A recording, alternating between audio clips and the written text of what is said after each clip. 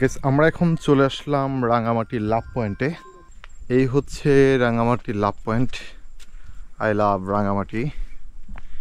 এবং এইখান থেকে লেক ভিউটা অসাধারণ। একদম পুরা লেকটা এইখান থেকে দেখা যায়। আমি চারদিকটা আপনাদেরকে ঘুরিয়ে দেখাচ্ছি।